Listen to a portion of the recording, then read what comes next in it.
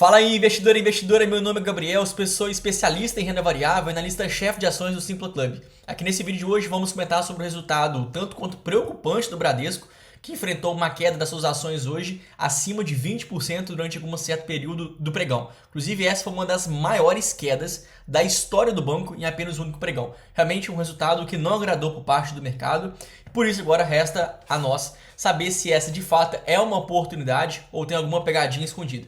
Por isso, quero te convidar a assistir esse vídeo até o final, assim que eu começar a compartilhar essa tela. Também quero te convidar a fazer aqui a sua inscrição no canal, dar um like nesse vídeo, porque assim você pode me ajudar a crescer e a poder espalhar esse conteúdo para mais investidores. Então, conto muito com a sua ajuda clicando aqui no botão logo abaixo.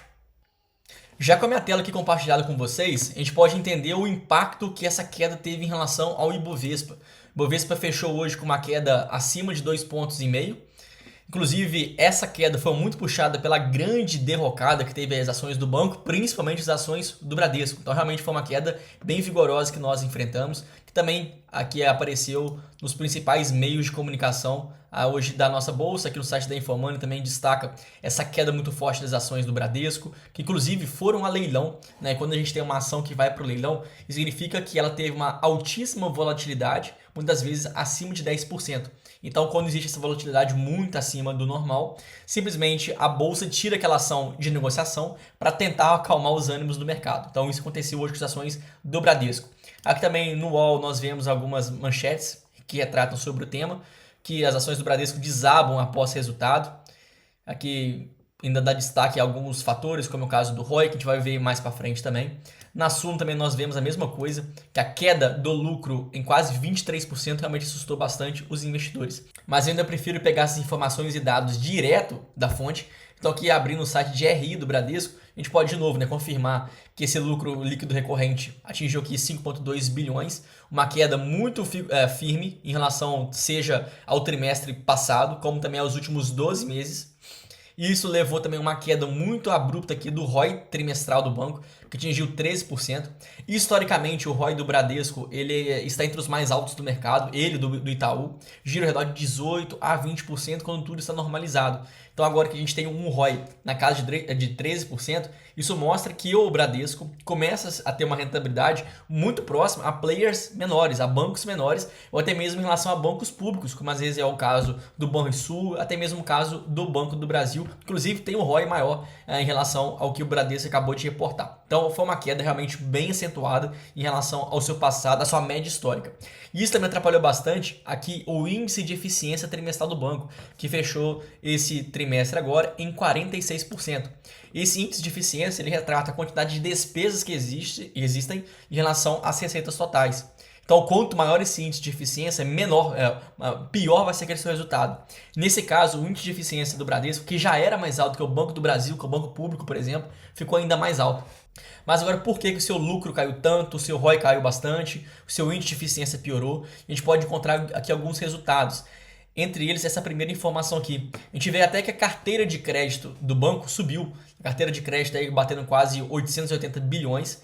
Teve uma alta de quase 14% em relação aos 12 meses passados. Isso por si só pode parecer muito interessante, mas tem algumas consequências que a gente pode trazer a partir disso. Porque quando a gente vê esse crescimento da carteira de crédito do banco, a gente vê que ele tem uma preponderância maior entre as pessoas físicas. E quando a gente vai ver qual a parcela que mais cresceu entre as pessoas físicas, a gente vai encontrar que é o consumo, né, é o crédito vindo dos cartões de crédito. Então olha só, aqui a gente está falando que a pessoa física, ela naturalmente já tem um risco maior do que as pessoas jurídicas, o que realmente pode atrapalhar os resultados do banco. E que entre as pessoas físicas, o que mais cresceu ainda é justamente uma das linhas de crédito mais arriscadas, que são os cartões de crédito. Então, aqui a gente pode perceber que, apesar da carteira de crédito ter subido, subiu com um público talvez mais perigoso para o banco fazer ali as suas operações. E aí a gente pode comprovar isso. Porque a gente vê então aqui agora a carteira de crédito subindo quase 14% em 12 meses, mas a margem com clientes subindo aqui quase 25% também em 12 meses. Isso mostra nitidamente que o banco cresceu em pessoas mais arriscadas e por serem pessoas mais arriscadas, nós também temos que ter algo em troca. Nós também queremos ganhar mais juros daquelas pessoas. Então o banco aumenta sua carteira de crédito para ganhar também mais juros.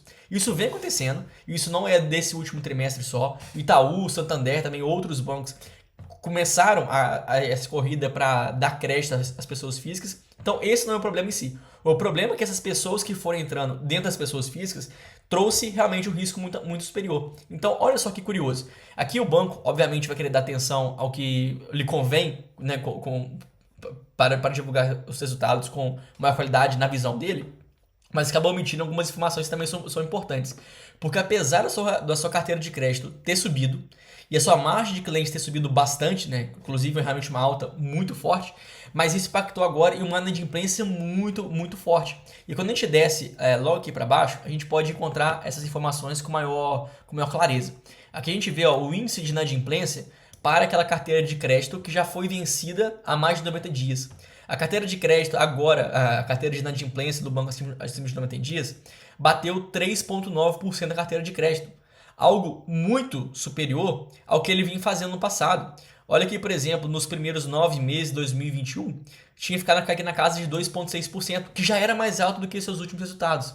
Então agora a gente fechou em 3,9%, uma alta muito forte. Isso mostra que o banco cresceu, ganhou mais juros? Sim, ganhou mais juros. Mas também teve que gastar muito mais dinheiro porque as pessoas pegaram dinheiro, mas não pagaram de volta. Então a inadimplência estourou, uma inadimplência perigosa, tá? Inclusive a gente pode ver que essa é uma das piores inadimplências em relação ao seu período histórico.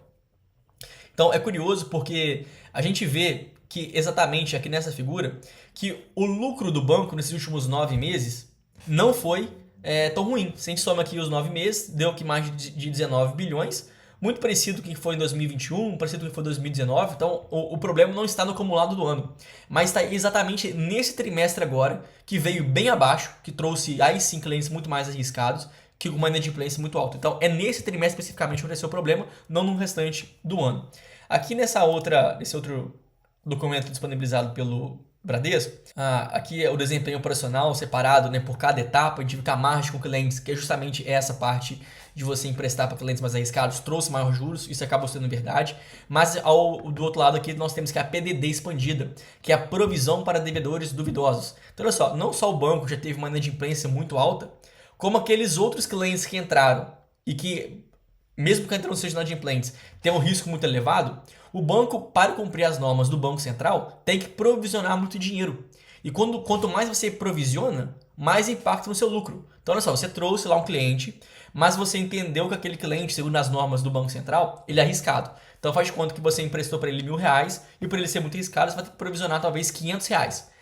Os R$500 que você provisiona vai impactar exatamente R$500 no lucro líquido. Então, aqui a gente pode perceber que a PDD expandida teve um acréscimo muito forte. A gente pode até mostrar esses dados com maior relevância, com maior clareza que agora. As despesas de PDD, né, provisão para devedores duvidosos, em relação à carteira de crédito, a carteira expandida. Então ela atinge agora 3,3%, uma das mais altas dos últimos anos, inclusive quase aí próxima ao pior período da pandemia, né, durante alguns meses ali que atingiu 3,4%, 4,1%. Então volta realmente alguns anos atrás, quando essa carteira não estava muito bem.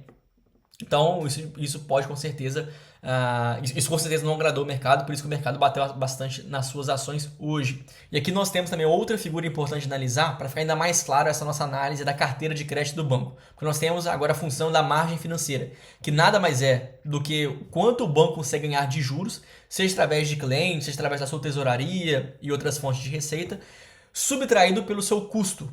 Quais foram as despesas que ele teve. Então, dito isso, nós temos que sim, a margem com clientes aumentou bastante, como a gente já mesmo mostrou, por causa da captação de clientes mais arriscados. Mas, por outro lado, quando a gente vê que agora essa NIM líquida, se refere a essa linha aqui em vermelho, como se fosse a margem líquida financeira, já descontar as despesas e os custos de captação. E aqui a gente pode perceber que o spread, que é justamente o que o banco ganha para ele, diminuiu desde então. Então olha só que curioso, não é simplesmente para você ganhar mais dinheiro sendo um banco, não é simplesmente você começar a emprestar dinheiro para as pessoas que vão te pagar mais juros. Nem sempre assim, você tem que fazer realmente uma análise muito mais aprofundada. Porque às vezes você está ganhando mais dinheiro com juros, mas o seu ganho, a sua perda com a inadimplência vai ser muito superior. Justamente isso que mostra essa figura da margem financeira. O spread bancário, mesmo ele tendo ido para pessoas mais arriscadas, ele caiu. Isso mostra que as despesas superou bastante os próprios juros que o banco ganhou. Então, historicamente, né, Bradesco, Itaú, até o Santander, que tem um histórico muito favorável de serem instituições financeiras que sabem para quem emprestar, que historicamente tem uma carteira de crédito mais defensiva, mais segura, mais inadimplente, os próprios bancos, e aqui no caso do Bradesco, caiu, né, beberam o seu próprio veneno. Então eles que sempre souberam fazer uma análise de crédito muito boa, começam agora a emprestar dinheiro para pessoas não tão boas assim. Inclusive, esses resultados que a gente mostra, com inadimplência alta, uma provisão para devedores duvidosos, e até se a gente pegasse alguns períodos específicos, e até modo que o próprio Nubank, que é muito criticado justamente pelos seus resultados financeiros e sua margem com o cliente. Então, de fato, aqui não é um bom contexto para o Bradesco. Agora, de tudo isso, será que o Bradesco está uma boa oportunidade de compra ou ainda não é o momento? Bom, nesse momento a gente pode entender então que por causa de um lucro líquido menor, a distribuição de dividendos deve ser muito impactada. Isso sim fez também com que as ações suas caíssem hoje. Mas entendendo que historicamente, igual a gente já mostrou aqui também, os resultados do banco, eles estão hoje piores do que sua média histórica.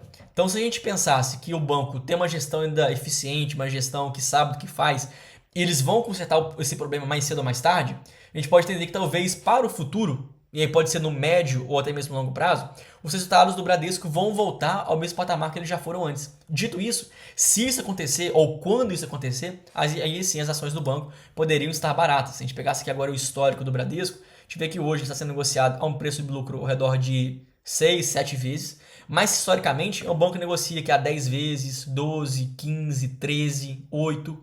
Então, de fato, se você confia na gestão do banco, você pode entender que de fato essa queda hoje foi muito abrupta e o banco tem potencial de recuperar isso logo logo, afinal de contas ele tem um histórico bom, tem uma gestão boa e é um banco provado ao longo do tempo. Então a gente pode chegar agora ao final aqui desse vídeo.